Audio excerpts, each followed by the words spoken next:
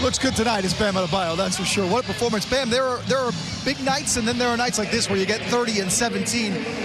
How are you getting to your spots, your teammates helping you to have the kind of performance you did? Just playing together, swinging the ball, and, that's our best offense. Everybody's involved, and everybody out there, being aggressive and having fun.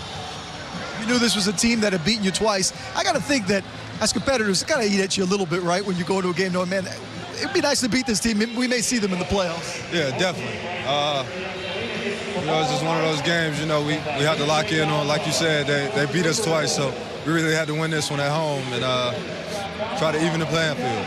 Third quarter, they get out to, I think, a 5-6 point lead, and then boom, you guys hit them with a big run. It was 26-4. You go up 15. What was the key to that run? Jimmy got a couple of pick sixes, but how'd you get to that point where you stretch that lead out? Our offense was stagnant in the beginning. And then on top of that, I feel like we weren't making multiple efforts. And, after we had a conversation at the timeout, multiple efforts and swinging the ball and sharing the game, and turning the game around. You guys, I don't know if you know this, but you haven't lost consecutive games in about 6 weeks. There's something about this team that when you lose a game, you don't let it beat you twice. What is the key? You guys lost a tough game the other night, obviously didn't play your best. How do you forget that and move forward and been able to do that consistently? Bounce back. Bounce back heat. The sound of that. Bam keeps it nice and simple. 30 and 17. Man of big actions tonight. Bam, it's good to see you, man.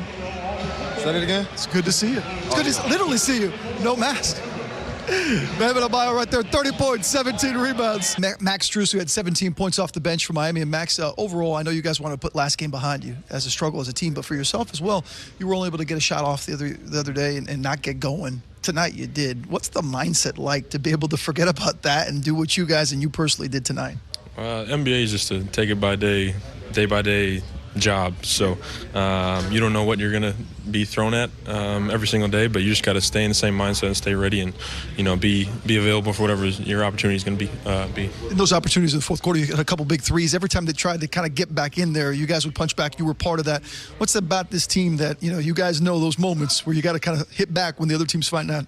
Yeah, we gave up a little bit. We kind of let them back in the game. Sometimes we needed to pull away. We've struggled with that this year in the fourth quarters, but we're learning, and we got a tough stretch here to finish it off the season, and hopefully we'll keep learning and get better in those moments. We're getting so close to the playoffs. I think there's about 14 to go. There's those little, those battles within the game, and one of them tonight was this is a team you hadn't beaten yet this year. I mean, it's been 2 games only, and you're a little short-handed a couple times, but what does it mean to get this victory against a team that you may see down the road in the postseason? Exactly. You never know. You don't want to lose a team 3 times, so they're a tough team. They play well, and we struggle against them, but tonight, we figured it out, got in a rhythm, and guys made plays, so definitely a good one to get back in the win column and good one to get against them and try to get another one tomorrow. Final thought, you guys have not lost, I mentioned this to Bam on the court, you guys haven't lost consecutive games in about 6 weeks or so. How do you guys do that you're able to discard something like what happened the other night, whether it's a 1-point loss or a 20-point loss, and then not let it carry over to the next one? I think we just all hate losing. I think the next day we're just all kind of pissed off about it and want to change that. So we don't like that feeling of losing in our stomachs, so we're going to do whatever we can to change that. Defensively, and then Jimmy kind of leading the way on the other end. What did you like about kind of just how that turned the game there? Yeah, just way more committed. And that's a tough team. They really are. They know how to grind and get you in the mud, keep it a possession game. They're physical. They really defend, as we mentioned before the game. But we created a lot of our energy, off of, Jimmy's steals were terrific, but a lot more ball pressure, a lot more physicality, a disposition. Even though there were some fouls, it was at least more to our nature. And we were able to get some easy baskets from that. And, I think in that first and third quarter, those some of our better defensive efforts collectively, against a good team. Along those lines, Garland he was orchestrating in that second quarter yeah. What did you change to kind of take him out of the offense in the third? He still was able to get to the free throw line. He's so much improved, to where he was, last year, and even from when we played him, at the beginning of the year. He's just one of those guys now that you have to have multiple schemes for. And so we cycled through, a few of the schemes, and the schemes weren't looking that great, and That's what great players will force you to do, and we just got a little bit more aggressive in the second half. But, more than anything, it doesn't matter necessarily the scheme. Even if you get the ball out of his hands, you have to make multiple efforts. You're going to be in a scramble at that point, and you have to have guys that will continue to make efforts, even if they're making shots. And, we saw that in the second half. Eric, I know you talk with Bam. It's not about the stat line necessarily, but tonight the stat line, 30, 17. Yeah, it was so great. It was one of those stat lines when the staff mentioned it to me. It surprised me. I thought he played a great all-around winning basketball game. And he impacted, the win as much as anybody, on both ends of the court. And then, when you're able to see that kind of stat line and be rewarded, with a win, and all the little things that he was doing, you feel good about that. But he was powerful. They're a long team. Even without Allen, they have a lot of size. We did have to adjust to that, offensively, just how they can challenge at the rim without fouling. They do that. They're the best team in the league at that.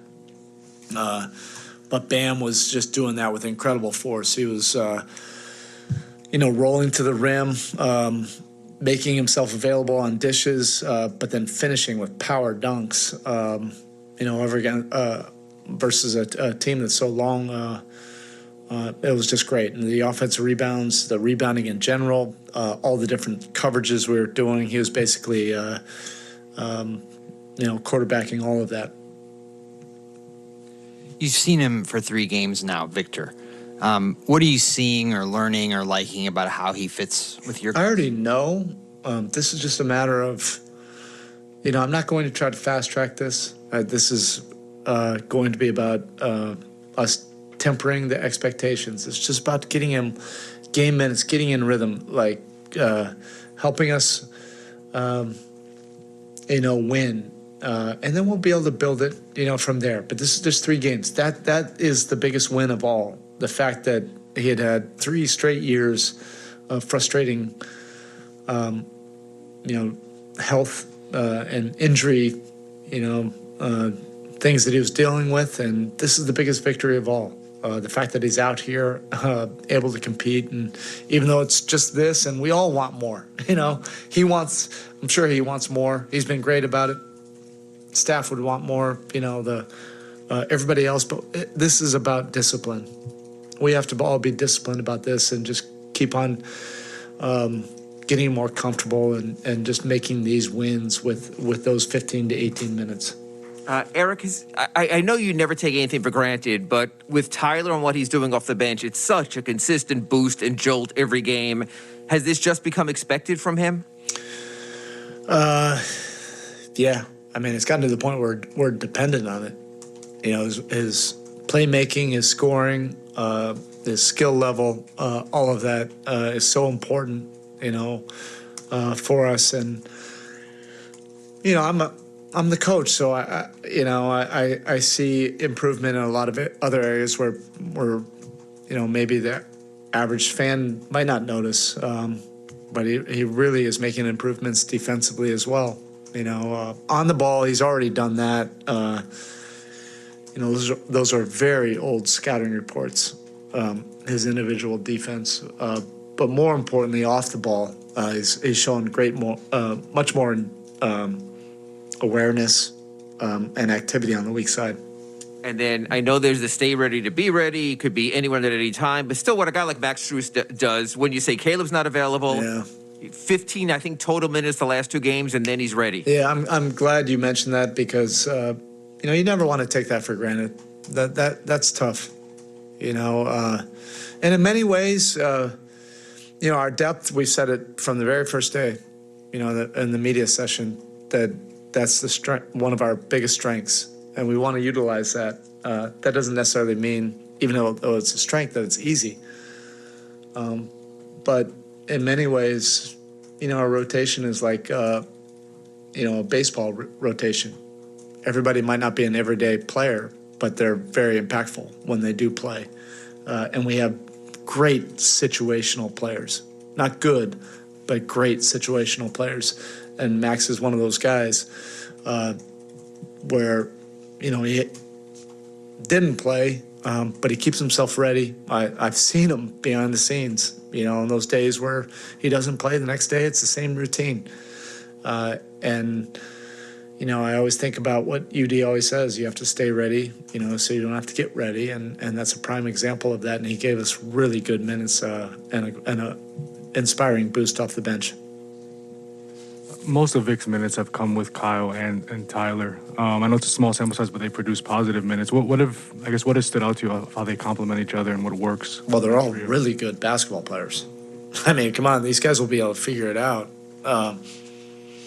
You know, as long as we just quiet the noise and the expectations and we're disciplined about this, there's a lot of really good things about that. But we're not going to get ahead of ourselves. I love where Vic is, but I'm looking at it much differently than everybody else. Everybody's looking at what's next. How's it going to fit? How's it going to work? Like, how fast we're going to fast track this? It's not about that. It's about discipline. This is just the biggest win is him getting back out there and he's healthy.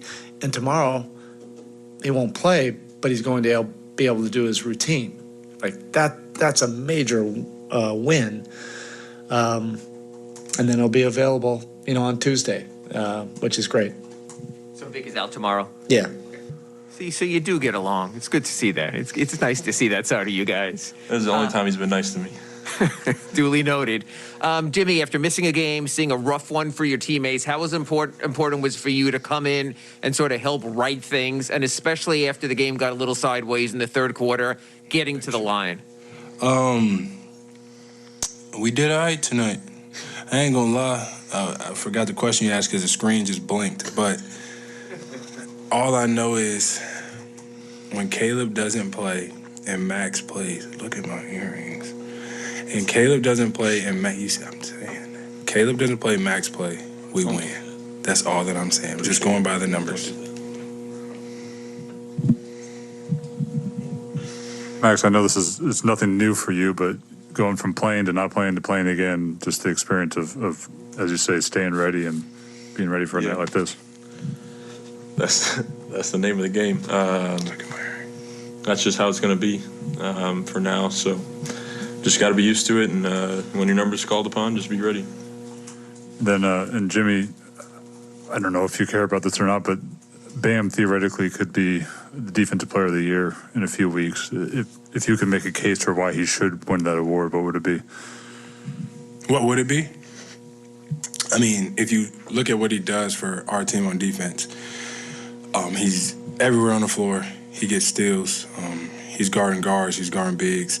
He gets blocks. Sometimes they give him some of my blocks, but, you know, we don't even want to talk about that. But I just think he does so many things well on defense, and he can switch. He can show. He could be in a drop, but he's an anchor to our defense. So he has my vote, but that doesn't really matter. So, Jimmy, in a game like this where you hold them to 18 and 15 in the first and third, they get 39 in the second. What was kind of the difference defensively for you guys in the third quarter today? Max wasn't on the floor.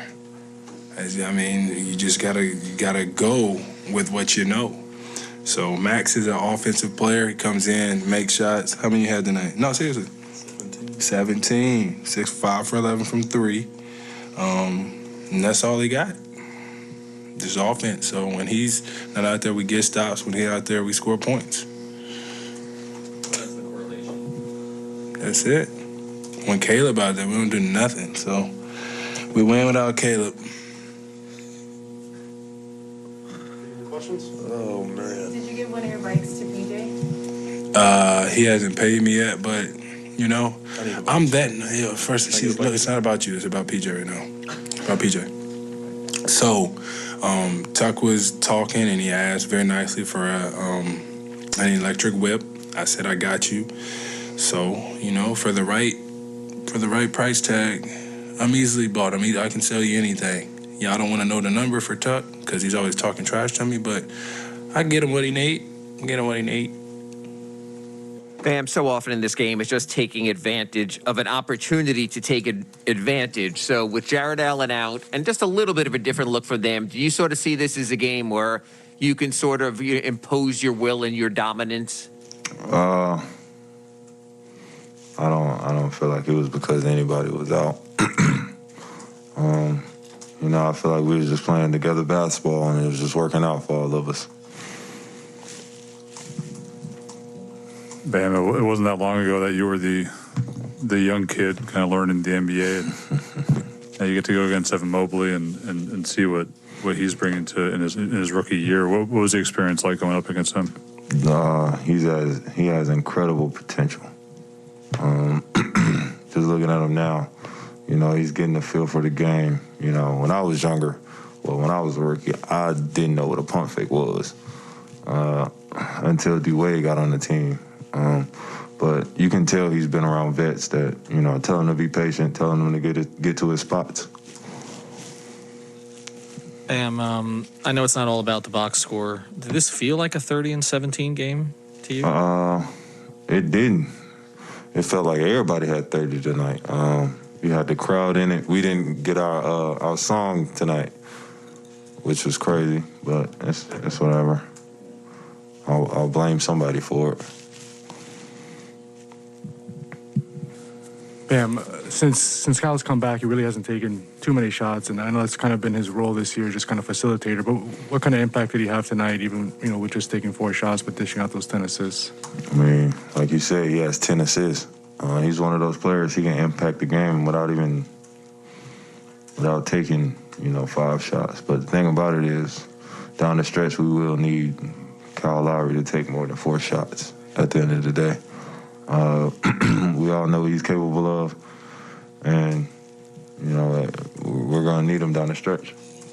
How much are you guys on him to be more aggressive in these situations?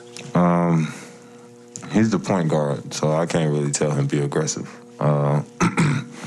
He's trying to get everybody involved. Yeah, I'll tell him next time. I'm glad you said that. Kyle needs to be aggressive.